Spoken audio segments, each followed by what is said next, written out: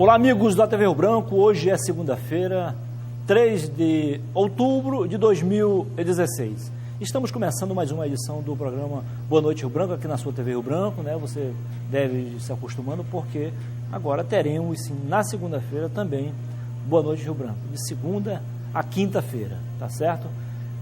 Você que participou ontem ativamente do processo eleitoral, né? Viu que das 22 prefeituras, ontem a oposição conquistou 12 e a Frente Popular 10. Foi o inverso do que aconteceu na eleição passada. E o prefeito Marcos Alexandre, de Rio Branco, foi reeleito com mais de 54%, né, dos votos válidos.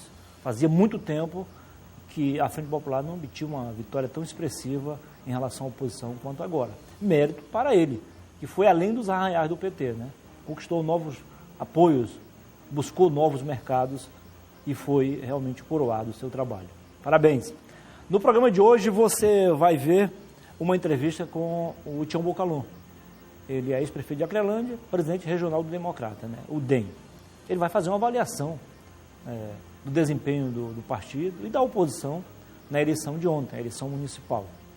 Primeiro bloco. No segundo bloco, a pauta é medicina. Eu vou conversar com o presidente do Conselho Regional de Medicina, o CRM, o médico Vigílio Prado. Apesar de 36 anos, né, muito jovem, ele está no comando há 6 meses. E vai dizer como é que vai essa fiscalização aqui da atividade e também dos órgãos públicos e privados, que se refere à saúde, na capital e no interior. E o programa termina falando em gastronomia, falando em culinária. Eu vou entrevistar o Carlos Rocha, ele é exemplo do Diocleciano Brito, são as referências aqui do Acre no cenário nacional e também internacional. Ele está ministrando cursos e fazendo cursos também em nível superior. Isso é bom. Se tornaram referências aqui, né? Não só do Acre, mas da Amazônia também. Uma entrevista legal no final do bloco com o Carlos Rocha.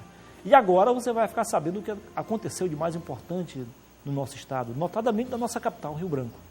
São os fatos que viram notícias. Vamos lá, então. Na região do Novo Calafate, 2 homens da mesma família são abatidos a tiros. Isso mesmo. A violência não tem fim, sobretudo na periferia de Rio Branco, como mostra a reportagem de Paulo Roberto. Mário Célio Ferreira da Cruz, 31, e seu enteado Danilo Wesley Bezerra Maia, 16 anos, foram mortos a tiros na noite de domingo. O crime ocorreu no interior da residência da família, localizada na Rua Palmeira, no Novo Calafate. A avó de Danilo Bezerra não tinha informações sobre a tragédia, mas afirmou que Mário Célio Ferreira vinha sendo ameaçado de morte. Ele estava sendo já ameaçado e que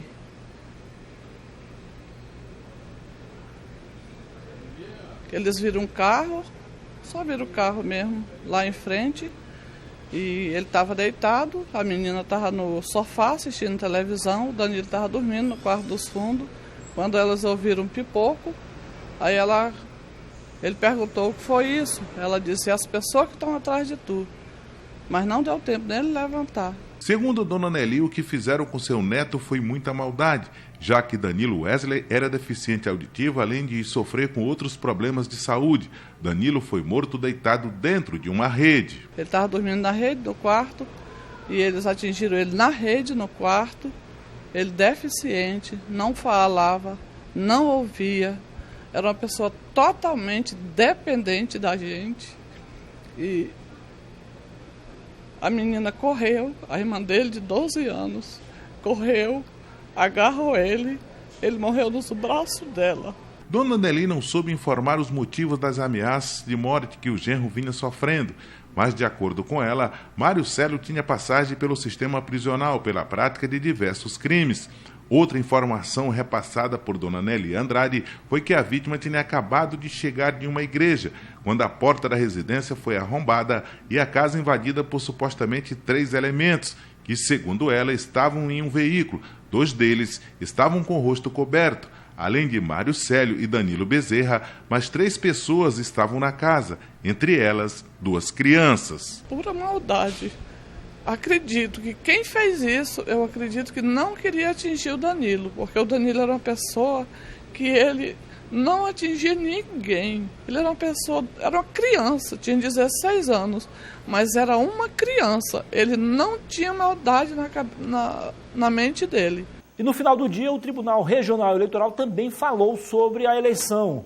E a abstenção continua aumentando, bem acima da média nacional. Para a vice-presidente do Tribunal Regional Eleitoral, vários fatores contribuíram para uma eleição tranquila neste domingo, sem grandes filas de espera nas sessões de votação, sem tumultos de militantes partidários nas ruas e, principalmente, sem sujeira de material publicitário em via pública. Eu avalio que foi uma eleição extremamente tranquila. E muitos motivos contribuíram para isso. Redução do horário de propaganda, do período de propaganda, né? E a tranquilidade das pessoas. Tivemos um excelente dia hoje, né? Sem chuva. Tudo isso contribuiu para a gente desenvolver os trabalhos tranquilamente. Em entrevista coletiva, logo após o encerramento da votação, o presidente do Tribunal Regional Eleitoral também falou da tranquilidade durante a eleição. Segundo o desembargador Roberto Barros, as mudanças na lei eleitoral este ano também contribuíram para a manutenção da ordem durante todo o dia de votação. A questão da redução de gastos, a questão do não financiamento de campanha por empresas, ou seja, isso, além de ter limite do gasto na campanha, você teve também uma limitação da fonte de recursos, que é a questão do financiamento empresarial, né, desembargador? Essa questão, por exemplo, a questão dos santinhos, que era jogava os santinhos pelas cidades, entendeu? Em alguns municípios, inclusive, o Ministério Público firmou termos de ajuste de conduta com os partidos, eles se comprometendo a não fazer, se fizessem, iam ter que limpar a cidade. Enfim, tem uma série de coisas que nos levam a crer que chegaram nesse resultado num número significativamente reduzido de incidentes das eleições. Aqui em Rio Branco e no interior do estado, as forças de segurança das eleições ainda efetuaram 16 flagrantes. 8 por prática de boca de urna, 2 casos de transporte ilegal de eleitor, uma situação de propaganda irregular, 2 desordens em via pública e 3 prisões por compra de voto. O Tribunal Regional Eleitoral também considerou positivo o funcionamento das urnas aqui em Rio Branco e em todo o interior do estado, embora 15 delas tenham apresentado problemas, que, segundo o presidente e a vice-presidente do TRE, foram substituídas imediatamente e não veio a prejudicar o processo de eleição neste domingo, nessas sessões. Reeleito na eleição de domingo, o prefeito Marcos Alexandre, do PT, conversou com jornalistas na sede do Partido dos Trabalhadores. E é para lá que nós vamos agora com o repórter J. Guimarães. O prefeito Marcos Alexandre, PT, foi reeleito em Rio Branco com 54,87%, o equivalente a 104.311 votos válidos, contra 32,2% da segunda colocada, Eliane Sinhazic, do PMDB, seguida do candidato do Rede Solidariedade, Carlos Gomes, e de Raimundo Vaz, do PR. Com esse resultado, a eleição municipal na capital acreana foi definida no primeiro turno. O Tribunal Regional Eleitoral ainda nem tinha terminado a apuração dos votos e Marcos Alexandre já falava à imprensa como prefeito reeleito. Primeiro que eu quero agradecer de coração a nossa população, as famílias de Rio Branco, agradecer pelo reconhecimento do nosso trabalho, agradecer pelo carinho que nós recebemos nas ruas durante esse período de campanha. Eu procurei ser na campanha quem eu sempre fui, como prefeito, como candidato. Fizemos uma campanha limpa, com os pés no chão.